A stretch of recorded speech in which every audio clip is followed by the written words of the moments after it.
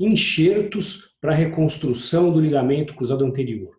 Então, eu vou falar nesse vídeo sobre as diferenças entre os enxertos, né, se existem diferenças, né, se existe um enxerto que rompe mais ou que rompe menos, e vou falar também sobre os enxertos para determinadas modalidades esportivas, ou seja, existe um enxerto que seja melhor para jogar futebol, um enxerto que seja melhor para lutar judô e etc. Então, são esses dois assuntos que eu vou abordar nesse vídeo sobre enxertos para o ligamento cruzado anterior. Então, esse vídeo vai ser em formato de aula, então eu vou compartilhar minha tela com vocês.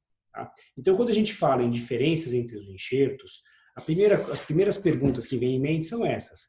Existe um resultado objetivo melhor em um enxerto em relação ao outro, resultado subjetivo e se existe maior ou menor chance de falha, né, quando a gente compara esses enxertos.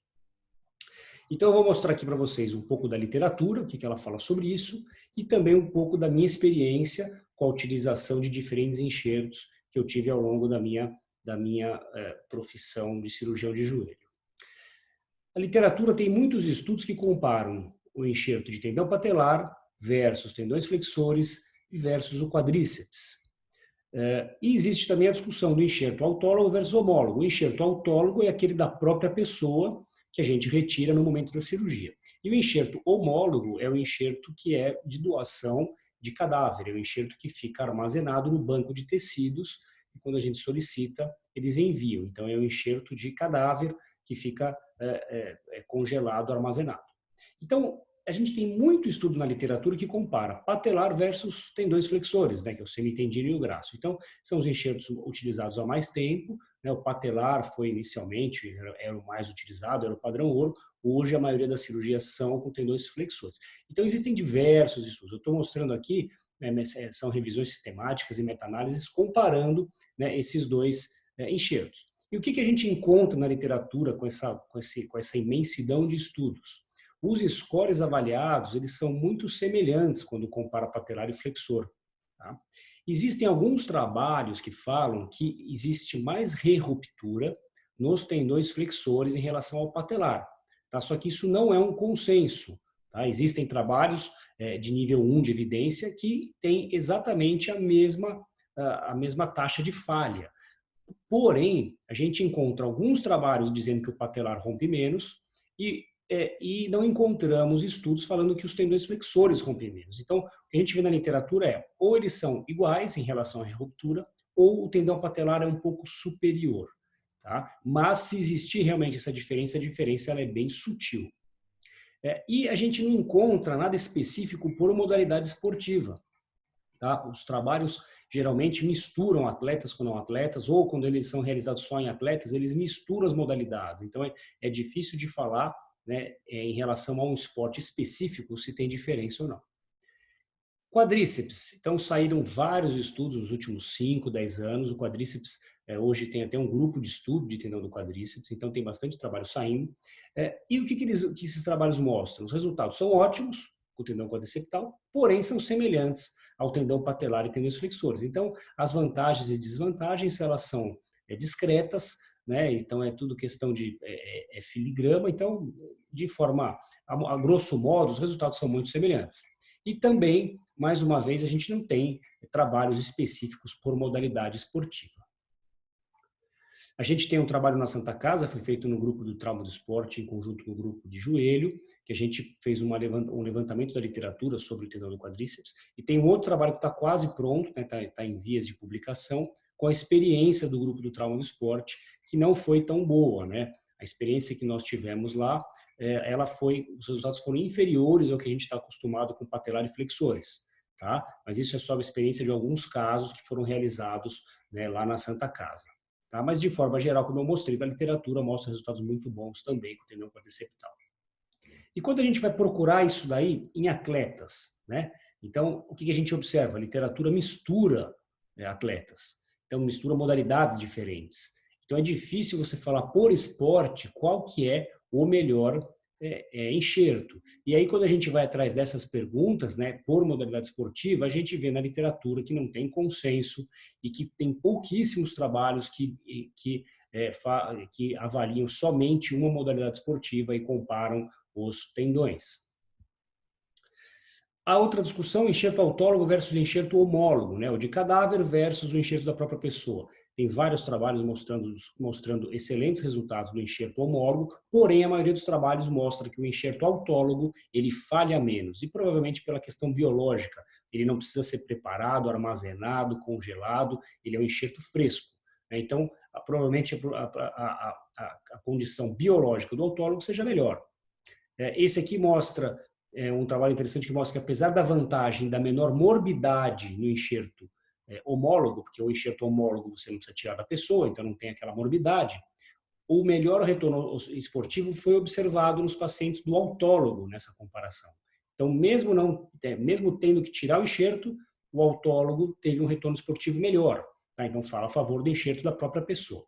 E esse é outro trabalho interessante que ele mostra que para você falar que um enxerto fica melhor que o outro, depende muito de como ele foi preparado, como ele foi armazenado, se ele foi irradiado e se ele foi irradiado, quanto que ele foi irradiado. Tá? Então, dependendo da forma de preparação no banco de tecido, você vai ter uma qualidade melhor ou pior do enxerto de cadáver. Tá? Isso aqui é só um exemplo de um caso de tendão de tibial, né, do banco de tecido da Santa Casa. Isso aqui é um caso meu. Vocês veem que ele vem congelado, precisa descongelar, ele parece um frango congelado. Quando ele chega na sala, a gente coloca no soro para descongelar. Não tem um aspecto muito bom. A analogia que eu gosto de fazer é com peixe. Então aqui a gente vê um peixe congelado, com as guerras escurecidas, olho literalmente de peixe morto, e aqui um tendão de banco de tecido, pálido, né, o enxerto que foi armazenado, foi preparado. E por outro lado, o peixe fresco, né? Guelras avermelhadas, o olho vivo, e aqui é o enxerto autólogo, o enxerto da própria pessoa, o enxerto que acabou de tirar, fresquinho, você vê que ele está até meio avermelhado por conta de sangue, então é um enxerto que tem propriedades biológicas, obviamente, superiores que o enxerto de banco. Mas a gente usa bastante enxerto de banco para casos de lesões multiligamentares, né? Quando tem que tirar muito enxerto, ou para o paciente que já fez algumas revisões, não tem mais de onde tirar. E aí é uma ideia interessante, porque o resultado é semelhante com o autólogo. Tá? Se tem diferença, a diferença é pequena. Então, a minha experiência, eu usei bastante semitendina hidráceo, eu comecei fazendo com tendão patelar, então tenho uma experiência grande com tendão patelar, gosto de usar o tendão patelar como enxerto, e alguns casos com tendão quadriceptal. Tá? E enxerto de banco, tibial anterior, tibial posterior, enxerto de tendão patelar de banco e enxerto também de Aquiles. Então eu tenho bastante caso de enxerto de banco de tecido e eu gosto muito, porque a gente consegue fazer um enxerto bem grosso, bem robusto, né? Apesar da parte biológica não ser igual ao enxerto autólogo, a gente consegue compensar com um enxerto bem grosso. Então fica um enxerto bem resistente. Então eu gosto bastante do enxerto autólogo de banco, mas a minha preferência, né, para casos de cirurgia primária, primeiras cirurgias, é usar o enxerto autólogo. Esse é um trabalho que a gente publicou, que aliás foi aprovado agora em março, é bem recente, né, esse trabalho vai sair na revista Orthopedic Journal of Sports Medicine, que é uma revista de alto impacto, e foi feito lá na Santa Casa de São Paulo, né, no grupo de joelho, né, eu fui o autor com esses outros autores aqui, do nosso grupo de joelho e do grupo de trauma do esporte.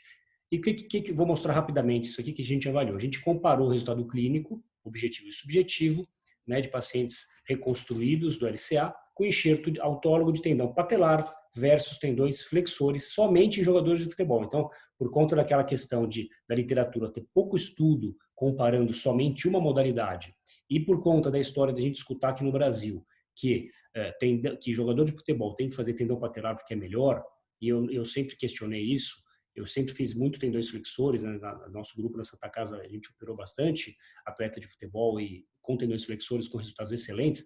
Então eu pensei nessa possibilidade de fazer uma comparação dos dois tendões somente em jogadores de futebol para ver se realmente tem diferença ou não. Eu vou passar bem rapidamente, foi uma série prospectiva randomizada, feita na Santa Casa, com 62 pacientes, a gente fez cálculo amostral com score de Cincinnati, né? A gente, através desse teste, nesse cálculo amostral, deu 27 pacientes por grupo. Esses foram os critérios de inclusão, né? Eu não vou falar todos, as equipes que forneceram os atletas para a gente, principalmente foram essas 4, né, a seleção feminina de futebol brasileiro, a seleção brasileira de futebol feminina, o time de São José, o Grêmio Barueri e alguns atletas do Red Bull. que a gente considerou como jogador de futebol? Não foi só jogador profissional, tinha jogadores de base e também aqueles que jogam mais que 4 vezes por semana, que jogam 4 vezes por semana ou mais. Aquele famoso boleiro, aquele que joga na várzea, recebe até para jogar. Então a gente incluiu esse tipo de paciente, quem joga mais que 4 vezes por semana. Isso tudo foi registrado no Clinical Trials, né? Então, os desfechos avaliados, o score de Cincinnati, o exame físico, o score de KDC, o Lisholm e a quantidade de rupturas em cada grupo. E a gente viu também esses desfechos subjetivos, dor anterior, tendinopatia patelar, tendinopatia da pata de ganso, sensação de perda de força no chute e sensação de perda de força para o arranque. Então, aqui está o nosso fluxograma, vamos resumindo, né? A gente tinha 87 pacientes triados, 67 entraram na inclusão, né? E os que foram exclusos. Tivemos 5 perdas, então a gente terminou com 62 pacientes, todos avaliados com 2 anos de pós-operatório. Em relação aos scores avaliados, resultados muito semelhantes, eu não vou nem ficar mostrando, mas não teve diferença nenhuma. Exame físico muito semelhante. O que a gente encontrou alguma diferença? Mais tendinite patelar no grupo tendão patelar, porém sem uma significância estatística, mas quase, né? Então teve uma diferença visual. Dor anterior a gente teve uma significância estatística, mais dor anterior no grupo do tendão patelar, também é meio que esperado. Tendinite da pata de ganso, mais casos no grupo do tendões flexores, também esperado, mas sem significância estatística, mas praticamente com, né? E perda de força para chutar e para iniciar o sprint sem diferença nenhuma. Rerupturas, não tivemos diferença, 2 pacientes em cada grupo romperam. Em relação ao sexo, teve 3 casos no sexo masculino, 1 no sexo feminino.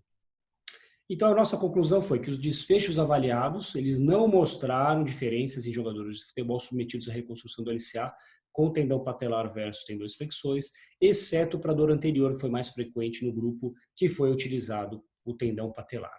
Tá? Então, em resumo, né, da nossa experiência, os resultados são muito semelhantes entre tendão patelar e flexores. O tendão quadriceptal também é um bom tendão, mas a minha experiência é menor com ele. Para atletas, a minha opção é sempre na reconstrução primária o enxerto da própria pessoa, o enxerto autólogo, por conta dessa condição biológica e provável menor chance de falha.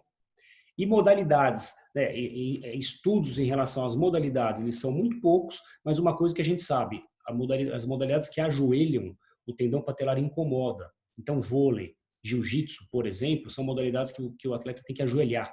E aí os tendões flexores, eu acho que é melhor utilizar os tendões flexores por conta disso, para não incomodar por conta do tendão patelar doer um pouco na frente, na hora que ajoelha. Então, assim, mensagem final, a literatura não responde qual é o enxerto melhor por modalidade. O tendão patelar talvez tenha um pouco menos de falha do que o tendão flexor, mas isso também é uma coisa que não tem consenso. É bom evitar patelar para esportes que ajoelham.